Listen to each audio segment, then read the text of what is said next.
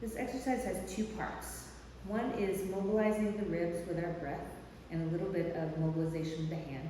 The other is a book opening, so getting that thoracic twist. They're really nice to do together because you can do both on one side and then switch to the other. So you're gonna bring your hand to the top of your ribs, breathe into that hand, let the ribs move. Notice how far you get.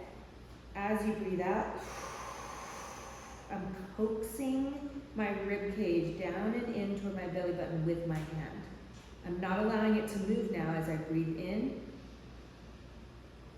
and I breathe out, coaxing in a little bit more. Now everything else in the torso, the back of the ribs, the other side of the ribs, the pelvic floor, the chest, everything else can expand. But you're holding that side of the ribs down. You take about 4 or 5 breaths here.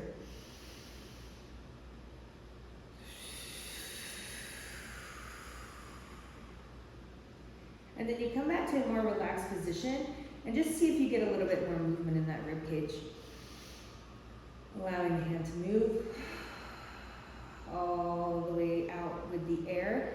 Now, as you reach the end of that exhale, reach your arm forward, let your shoulder blade move, reach, reach, reach.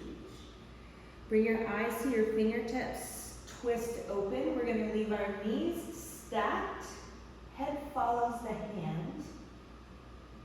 You're gonna breathe in here, expand those ribs.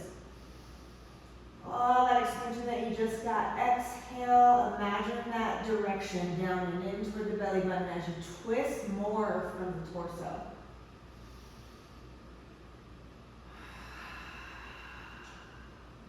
About 4 or 5 breaths here. And just a little tip, we want to keep this arm in line with the chest versus getting to here with the torso and then just letting this arm fall to get more range. We want all that range to be coming from the ribs and the spine.